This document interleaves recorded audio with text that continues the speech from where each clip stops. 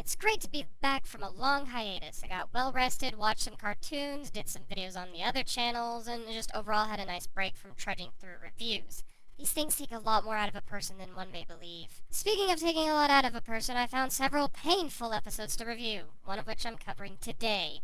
Ever heard of a show called 321 Penguins? It's a Christian science fiction kids show created by Big Idea Inc. of VeggieTales fame. Yeah, those guys. And I can just say that the idea of 321 Penguins is absolutely confusing. Like, I've heard of shows referring to kids' toys coming alive to teach kids morals. Fuck, we can look no less further than Barney or Dragon Tales. But whereas the settings for those shows make much more sense for their worlds, Penguins in Space is just something that only really seems to be fun from the standpoint of a one-off episode. This thing went on for about 3 seasons. Well, I mean, how bad could a show that went on for a good run be? I mean, it's not like it's hair-rippingly annoying with a story that's unfocused and disinterested in itself, right?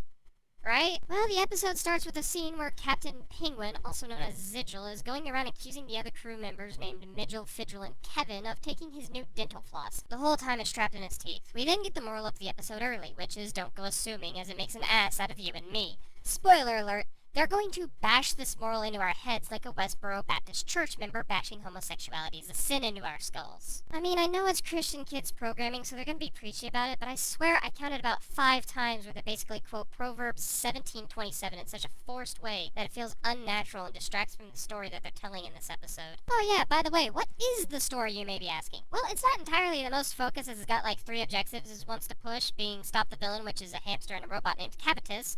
Rhino obviously got sick of being a sidekick to a movie star, I guess. Then there's the plot of getting the kids home after some gum got into the thing that the kids need to get home. Which, hold on, if the penguins are toys and the spaceship is a land of imagination, it makes little sense as can't they just stop imagining?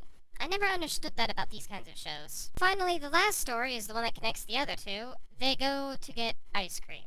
I'm not kidding, the big connector is ice cream. I mean, I guess, why not? Penguins, right? Fuck it. As far as the story goes, nothing makes sense, to be honest. Everything just kind of happens for the sake of happening. Like, to give you some examples of what I mean, the random gum in the ray gun, never explained. The fact that the villain's a hamster, only like that for the sake of a Shyamalan-level twist, as in, it's half-assed and I couldn't care.